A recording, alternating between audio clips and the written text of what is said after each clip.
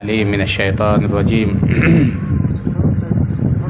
الرحمن علم القرآن خلق الانسان علمہ البیان۔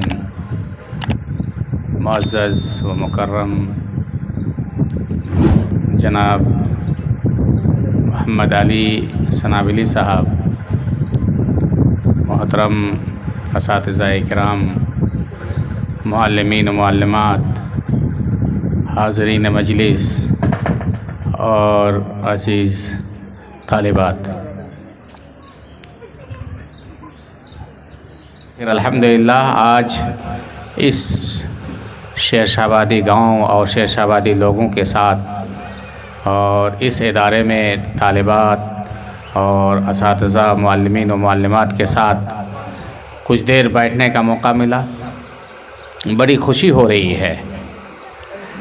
1992 میں جامعہ سلفیہ میں پڑھ رہا تھا، بلکہ ابتدائی کلاس میں تھا، تو ہمارے علاقے کے ایک بڑے عالم ہیں، مشہور ہیں، ڈاکٹر عبدالخالق ندوی صاحب۔ وہ کسی وجہ سے جامعہ سلفیہ گئے ہوئے تھے۔ اس وقت انہوں نے ہمارے اس علاقے کے شیر شاہ آبادی بچوں کو بلا کر کہا تھا کہ اپنے علاقے میں ایک لڑکیوں کا خاص ادارہ ہونا چاہیے جس میں صرف لڑکیاں پڑھیں۔ یہ 1992 کی بات ہے۔ آج سے تقریباً 30-31 سال پہلے، 32 سال پہلے۔ تو اگرچہ ہم لوگ چھوٹے تھے لیکن باشعور تھے۔ عجیب سا لگا ان کی بات سن کر کے کہ لڑکیوں کا کہیں ادارہ ہوتا ہے اور جہاں لڑکیاں رہیں اور پڑھیں، تعلیم حاصل کریں، یہ عجیب سا لگا تھا۔ لیکن الحمدللہ آج ہمارے سیمانچل میں، جہاں اکثریت کے ساتھ شیر شاہ آبادی برادری رہتی ہے، ہر گاؤں میں لڑکیوں کی تعلیم کا انتظام کیا جا رہا ہے۔ بڑے بڑے ادارے ہیں، چھوٹے چھوٹے بھی ہیں، لیکن الحمدللہ کسی بھی ادارے میں 200 300 150 بچیوں سے کم تعداد میں بچیاں نہیں ہیں۔ یہ بڑی خوشی کی بات ہے۔ اللہ تبارک و تعالیٰ کا خوب شکریہ ادا کرنا چاہیے کہ ہم لوگوں نے خود دیکھا ہے۔ میری جو اپنی بہن ہے، مجھ سے چھوٹی، وہ پڑھی لکھی نہیں ہے۔ اس سے بھی چھوٹی ہے، وہ پڑھی ہے لیکن بہت زیادہ نہیں، 6-7 کلاس تک پڑھی ہے۔ لیکن اس سے جو چھوٹے بھائی اور بہن ہیں، ماشاءاللہ وہ سب فارغہ ہیں، عالمہ فاضلہ ہیں۔ یہ صرف اس لیے ہے کہ یہاں کے باشعور لوگوں نے گاؤں میں لڑکیوں کا مستقل ادارہ قائم کیا، جس میں ہماری بچیاں عالمیت، فضیلت کر چکی ہیں اور کر رہی ہیں۔ شریعت اسلامیہ میں تعلیم کی کیا اہمیت ہے، ضرورت ہے، ہم تمام لوگ جانتے ہیں اور بار بار سنتے ہیں۔ میں ادھر جانا نہیں چاہتا، لیکن ایک بات کہنا چاہتا ہوں کہ شریعت اسلامیہ میں لڑکوں کی بنسبت لڑکیوں کی تعلیم کی اہمیت کہیں زیادہ ہے۔ اس کا سبب یہ ہے کہ لڑکیوں کی تعلیم اس لیے ضرورت ہے، یا لڑکیوں کی تعلیم کی زیادہ ضرورت اور اہمیت اس لیے ہے کہ یہ ماں بننے والی ہے۔ اولاد کی صحیح تعلیم اور تربیت کرنے والی یہی ہوں گی۔ باپ کتنے ہی پڑھے لکھے ہوں، عالم ہو، فاضل ہوں، MA ہو، PhD ہوں، باپ سے بچوں کی صحیح تعلیم و تربیت کی امید کم ہے، بہت کم ہے، کیونکہ اللہ تبارک و تعالیٰ نے باپ کو باہر کے لیے پیدا کیا ہے، بنایا ہے، اور ماں کو گھریلو زندگی کے لیے، بچوں کی صحیح تعلیم و تربیت کے لیے اللہ تعالیٰ نے پیدا کیا ہے۔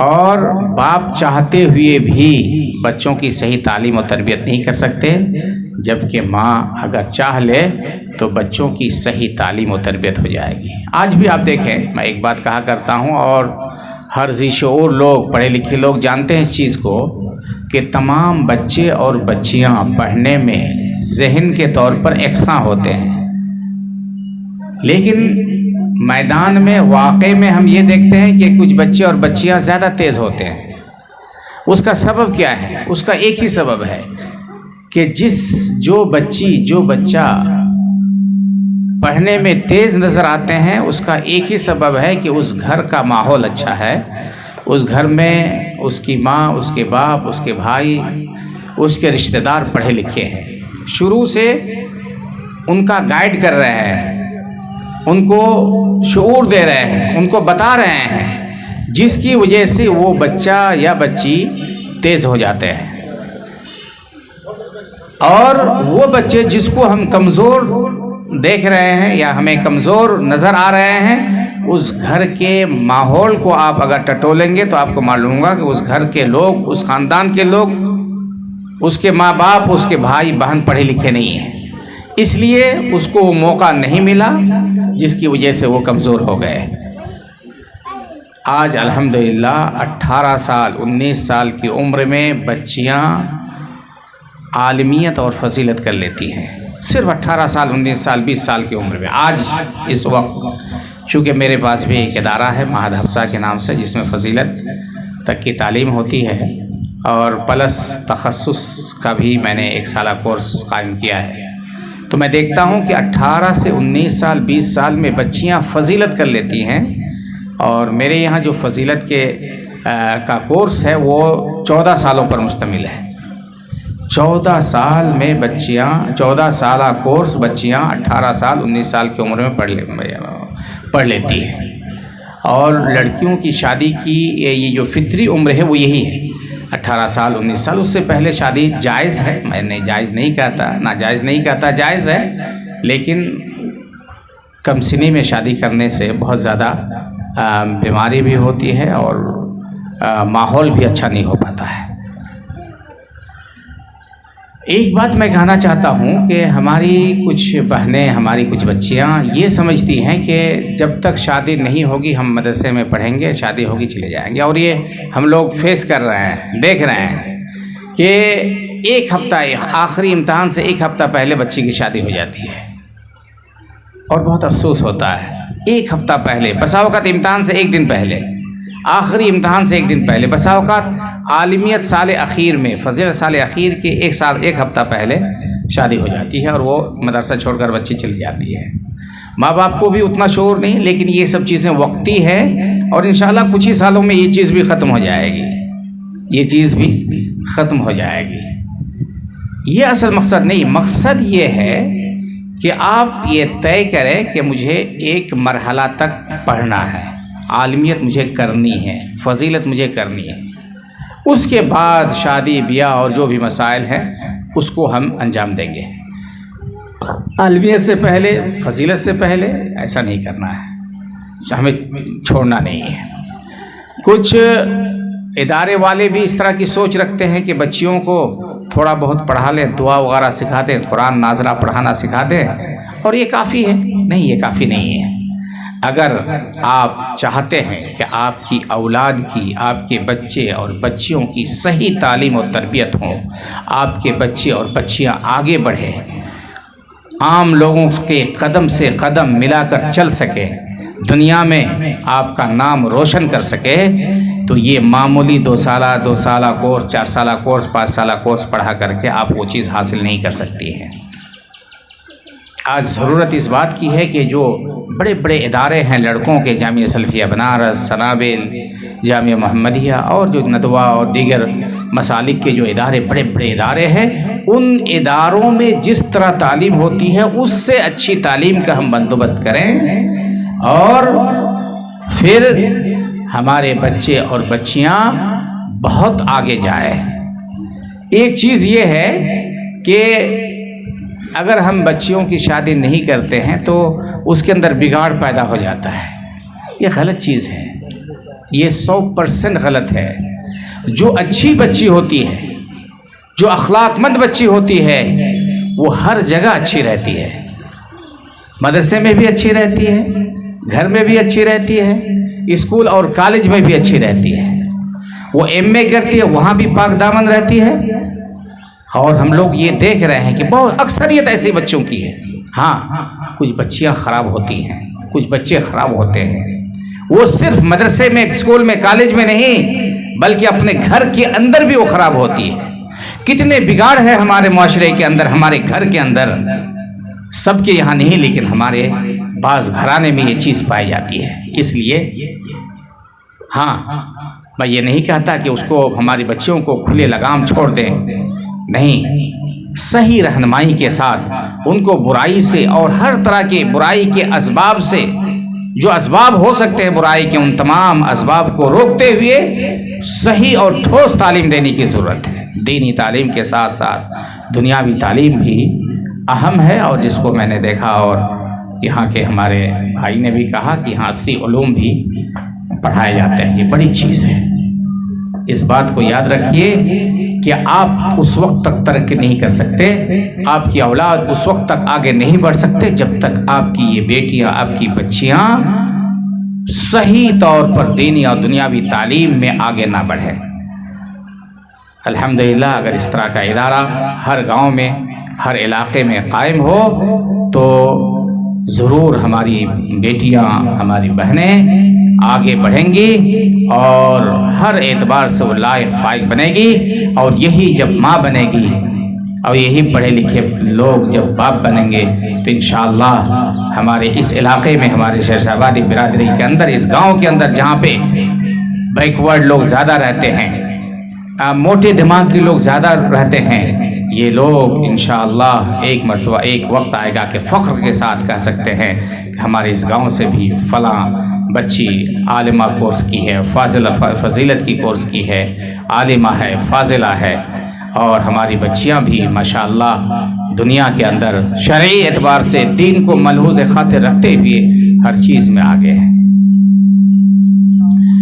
لڑکوں کی تعلیم ضرورت ہے، اس کا کوئی انکار نہیں کر سکتا، لیکن میری اس بات کو یاد رکھیں کہ لڑکیوں کی تعلیم لڑکوں کی تعلیم سے کہیں زیادہ اہم ہے، کہیں زیادہ ضرورت ہے۔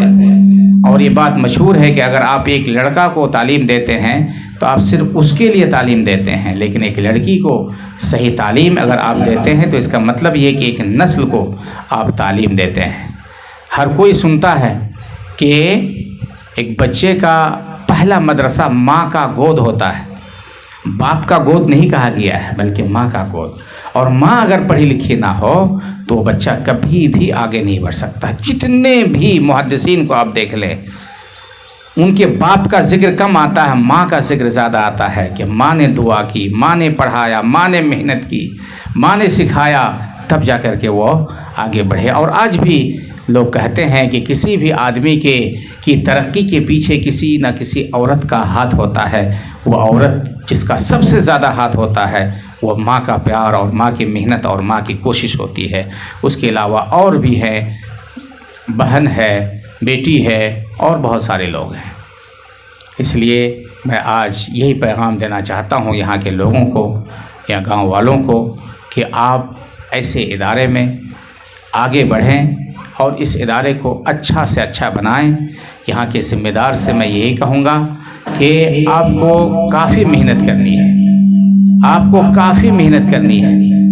ہارڈ ورک کے بغیر، محنت اور لگن کے بغیر اور استمراریت کے بغیر آپ ترقی نہیں پا سکتے۔ یہ قرآن کا حکم ہے۔ کبھی کبھار ایسا ہوتا ہے کہ معمولی محنت سے کوئی آگے بڑھ جاتا ہے، لیکن یہ شاذ ہے، یہ نادر ہے، اس کا کوئی اعتبار نہیں ہے۔ جس کا اعتبار ہے وہ یہ ہے ان اللہ لا یضیع اجر المحسنین۔ ہر چیز میں جس نے بھی محنت کی، لگن کیا، جہد مسلسل کیا، وہ کامیاب ہوا۔ 1% یا اس کی کوئی نسبت نہیں ہے، پرسنٹ بھی ہم نہیں کہہ سکتے کہ کسی نے خوب محنت کی اور وہ کامیاب نہیں ہوا۔ ذرائع آج ہم لوگ آ رہے تھے، راستے میں تھے، باتیں کر رہے تھے کہ اگر آپ محنت کرتے ہیں، اگر آپ کو قوم کا، سماج کا درد ہے، اگر آپ کچھ کرنا چاہتے ہیں، اس کے لیے محنت کرتے ہیں، تو اللہ تبارک و تعالیٰ ضرور آپ کے لیے سبیل پیدا کر دے گا، اسباب اللہ تبارک و تعالیٰ مہیا کر دے گا۔